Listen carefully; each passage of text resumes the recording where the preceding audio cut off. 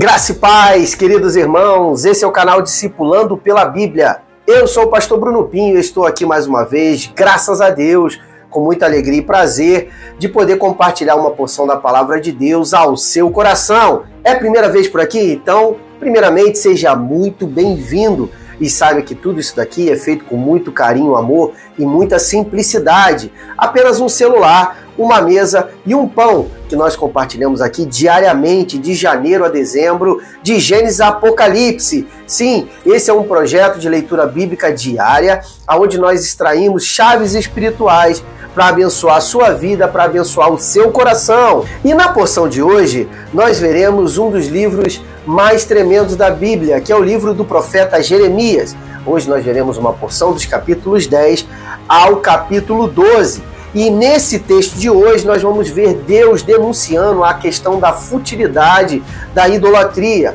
Também nós veremos Deus reafirmar a sua aliança com Israel. E vemos também Deus fazendo questão de responder perguntas muito difíceis feitas por Jeremias sobre a questão da justiça divina. Aqui nós vamos ser confrontados com um texto muito profundo que mistura advertência, esperança e reflexões muito atuais para a nossa vida. Veremos isso e muito mais em mais um Discipulando pela Bíblia. No capítulo 10, nós vemos Jeremias começar um confronto diretamente com relação à questão da idolatria ao povo de Israel. Ele descreve como os ídolos são feitos. O homem corta uma árvore, esculpe aquela madeira, enfeita com prata e ouro e prega com martelo. Olha só o processo de fabricação de um ídolo. E no final, ele precisa carregar esse ídolo porque ele não anda, ele não fala e ele não pensa. É um contraste irônico e muito poderoso com relação ao Deus de Israel, pois Deus é um Deus vivo que criou os céus e a terra. Os ídolos são apenas o quê? Uma criação humana, sem vida e sem poder. Deus então declara que no dia do seu julgamento, esses falsos deuses desaparecerão da face da terra. E Jeremias acaba orando, pedindo para que o Senhor corrija o seu povo com misericórdia, mas derrame também a ira sobre as nações que não o receberam, que não o conhecem. E o recado para este capítulo é muito claro, que diz que confiar em qualquer coisa fora de Deus é simplesmente investir em algo vazio e sem vida. Então pega essa visão e direciona o seu clamor, suas orações ao Deus que tudo pode. E no capítulo 11, Deus acaba lembrando o povo sobre a aliança estabelecida, feita lá nos tempos do Êxodo. Sim, ele diz, obedeçam a minha voz e eu serei o seu Deus, e vocês serão o meu povo. Então Deus faz retornar à memória de Israel através da boca do profeta Jeremias, essa aliança estabelecida lá no princípio. Mas o povo acabou quebrando essa aliança de forma repetidamente, seguindo outros deuses e mergulhando num contexto de idolatria. Então, por isso, o julgamento de Deus viria sem volta, sem qualquer tipo de retorno sobre o povo de Israel. Deus até diz que não ouvirá mais as orações do povo e que os próprios deuses que eles adoram não poderão salvá-los da ira vindoura. Nesse ponto, Jeremias enfrenta um contexto de perseguição, pois até os homens de Anatote, sua própria cidade natal, conspiram para matar e silenciar a voz do profeta Jeremias. Tudo por causa do tipo de pregação dura e de um tipo de pregação de juízo que viria sobre o povo de Israel. Deus então o conforta o profeta dizendo que ele mesmo cuidaria da vingança e traria justiça sobre Israel. E já o capítulo 12 começa com uma pergunta, vamos dizer assim, muito humana. Diz assim, Senhor, por que prospera o caminho dos perversos? Por que vivem em paz todos os que agem traiçoeiramente?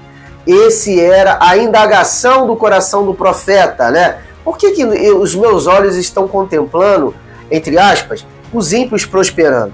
Jeremias não entende como as pessoas más podem ter sucesso enquanto ele, sendo fiel, está trilhando um caminho de sofrimento, um caminho muito doloroso, solitário. Deus responde de forma desafiadora a Jeremias. Se você se cansa correndo com homens, como competirá com cavalos? Olha só o significado dessa indagação ao coração de Jeremias feito pelo Senhor.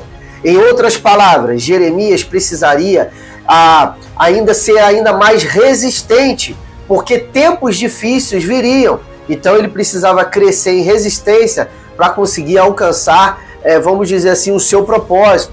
O Senhor também revela a sua dor. Ele compara Israel com uma vinha que ele mesmo plantou com amor, mas que se tornou selvagem e rebelde, e portanto não dá o seu fruto na estação certa.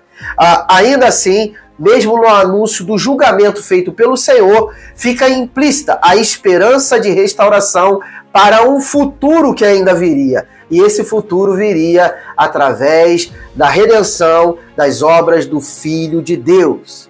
E finalizando a porção de hoje, vimos que Jeremias, dos capítulos 10 ao capítulo 12, nos lembram de 3 lições fundamentais que nós podemos aplicar no nosso dia a dia. Vamos lá. Primeiro princípio: nada criado pelas mãos humanas pode substituir um Deus que é vivo e todo-poderoso.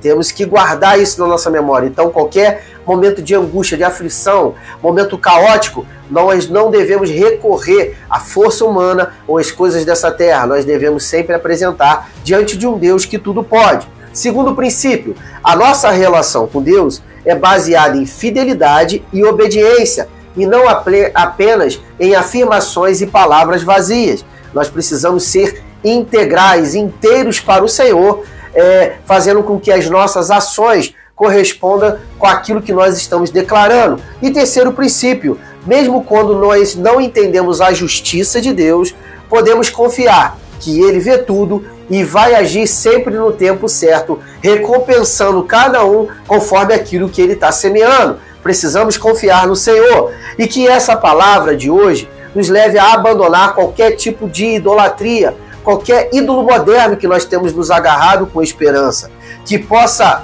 inclusive, estar tomando o lugar do próprio Deus vivo no nosso coração. E também nos estimular, essa palavra, a perseverar em nossa fé, mesmo diante das perguntas que momentaneamente ficam sem respostas. Precisamos confiar e depositar a nossa esperança no Senhor. E aí, essa palavra edificou o seu coração? Essa palavra fez sentido para você? Então agora chegou um momento muito importante, que é o momento que você pode me ajudar a pregar esse evangelho do reino a outros corações. É gratuito, simples e rápido. Basta apenas você curtir, comentar e compartilhar esse vídeo para abençoar outras pessoas. E não esqueça, não deixe de compartilhar esse canal, porque nós aqui teremos conteúdo de qualidade, conteúdo da Palavra de Deus diariamente para abençoar outros corações. E agora chegou o momento de me despedir de todos vocês, mas sempre deixando a graça e a paz do Senhor Jesus. E dizendo também que amanhã, se assim o Senhor permitir, nós teremos muito, mas teremos muito mais. Shalom!